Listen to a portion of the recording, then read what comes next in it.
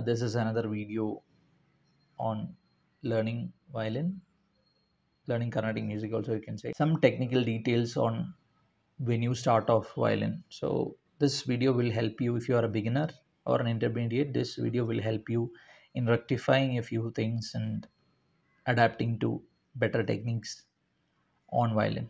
Okay, so please watch it, watch other videos as well, but please watch it if you are a beginner. It is recommended to maintain or follow what is being said in this video for playing better. Okay, so let's get into the video. So the very first point is going to be your sitting posture. Okay, so whenever you're learning violin, especially, you have to keep your violin to your left collarbone. Yes, left collarbone, and the back of your violin should be actually touching your chest or your collarbone side, and you should be comfortably placing the violin scroll onto your leg, the fleshy part of your leg. And make sure it is always tilted inward, not outward. That should be the position of violin. Never do, when I have seen many beginners do this, when they start playing, they look down on the violin like this and they look at the violin finger positions. This is gonna hurt your neck for sure. What you can do is, instead, what you can do is, if you want to, if you feel okay, you can push your leg a little further, a little, not too much, and then you can comfortably look down with your eye, not by leaning onto the violin or extending your neck downward. Just look at the finger positions like this through your eyes, not by extending your neck or placing violin like this. Always try to keep your violin to the left side of your chest. Yes, that is point number one. Second point is how to hold the bow. Okay, so bow hold is very important when it comes to playing, because this is something that produces the sound on the violin. So whenever you are starting to learn violin, I know there are people who recommend holding it like this and stuff. No, this is actually a Western instrument. So when it comes to learning the techniques on violin, a few things has to be followed, which is actually of Western. What you do is, take your thumb, make a lock, small lock like this, and place it between the grip and the frog, and then just touch the thumb between this. Don't push it too much inward. Just the tip of the thumb should be there, and it should be locked like this. It has to be bent a little. Okay, then take your middle finger, the second knuckle of your middle finger, and the thumb should be on top of the other, like thumb and then your second knuckle like this. And when you leave if you hold it firmly and if you leave the bow, it will not fall down. Then make sure you just tilt the finger. Instead of like this, you have to tilt your finger and make sure this finger is actually placed on top of the frog. Now, however the pointing finger is, you keep it like that. Then you place the other finger, which is the ring finger, and then place this pinky on top. This is how you hold the bow. See, it's as simple as that. Always make sure your thumb is having a slight bend, so that when the gravity is pushing it down, your thumb is actually pushing it up, so that it is balanced. And then just like this. So once you start holding it like this, after a few months, this hold will become comfortable for you. Always try to keep your pinky bent. Even for Westerners, there are exercises. They make bow strokes like this. They just twist bend their fingers and then extend them, and then that will make a stroke on the violin. So that's actually a Western technique. So you always try to keep your fingers bent, and the bow stick has to be closer to your palm. That's how you hold the bow. Only then it will give optimal tone when you play. Okay, so bow hold is that. Now the third part is the contact. When you play, you have to make sure it is not like this or like this. It's always, all the hair in your bow has to touch the string. Then only it will give nice tone I know there are professional people who play it tilted. You can do that after practicing for so many years, not when you are a beginner. Let's say somewhere between 1 or 2 years, you are not supposed to do that. Not saying it is wrong, but it is always good that all the hair on your bow actually touches the string and it is in close contact.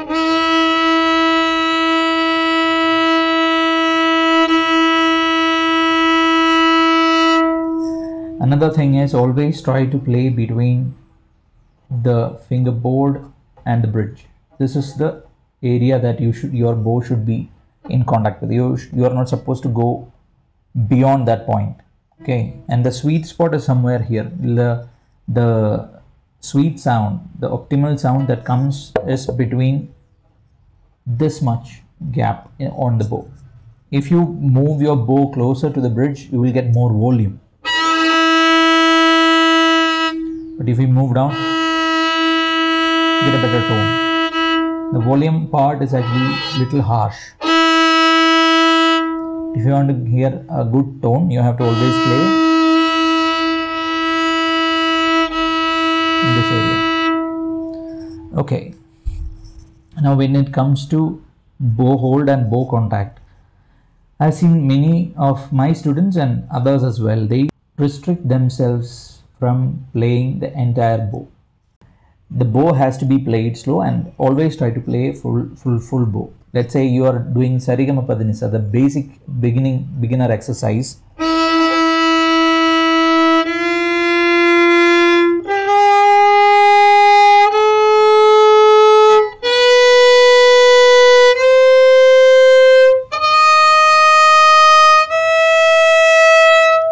By doing this, the slow bow, there are number of benefits. One thing is, you will get to have a better hold of the bow, control of the bow. Your bow will start to reduce the shake, the creak, the jump, the slipping.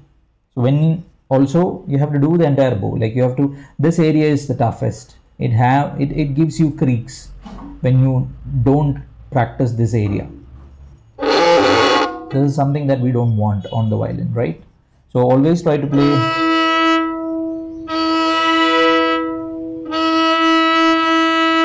get this sound when you are playing using this area. For that, you need to actually control the bow, and for that you have to practice from this tip to the other. Okay, so that's very important. Another part is like when you are playing first speed, second, third in Carnatic, especially when you're playing, I've seen people using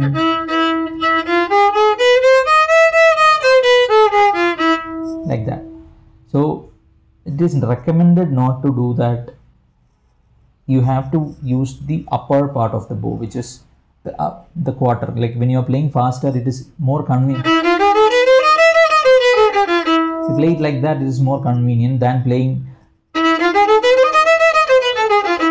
You can do it, it's not a problem, but when you try to change, if you're a beginner and if you try to change the bow frequently from one string to the other, it is gonna touch each other and it's gonna give you weird sounds. So it's not gonna be clean. So always try to play faster speeds using the quarter bow.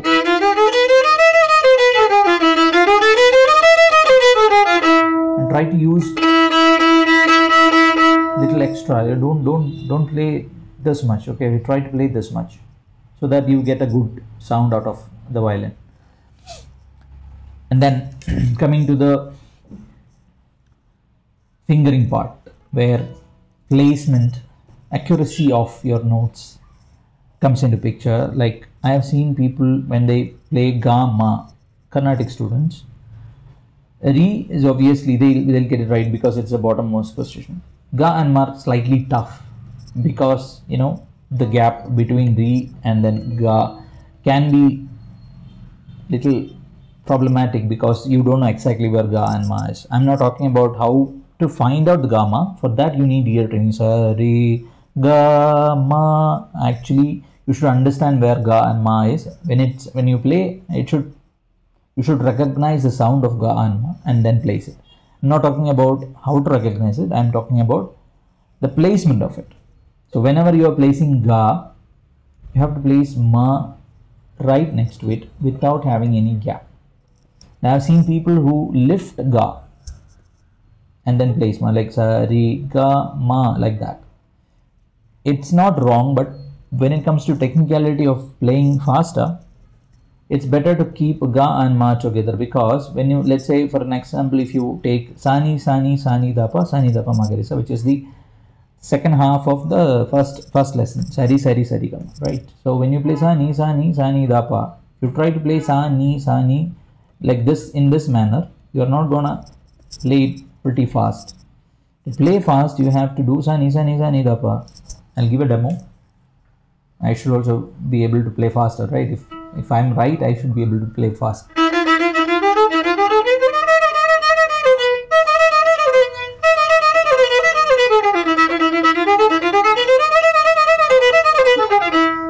If I try to play like position goes wrong, accuracy, speed, tone, everything goes off. So for that reason, when you practice,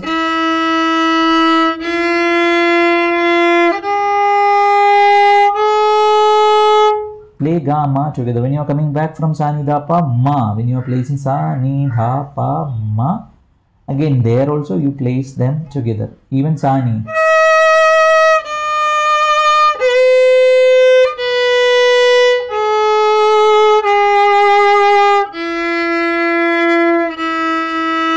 If you do that, it is technically right, plus you will get a lot of control and tone and speed, accuracy and speed, if you do this technique. So try to play. There are finger positions where you play ga and na separately. Ga, even then, when you play, try to play faster.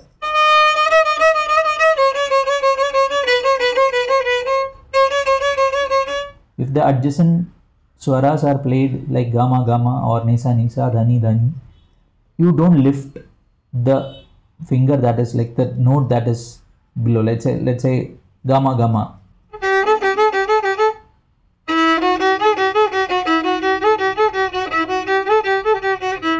Sarigama gama gari, that is the next. Sarigama gama gari, sarigama gama gari, sarigama gama gari sa.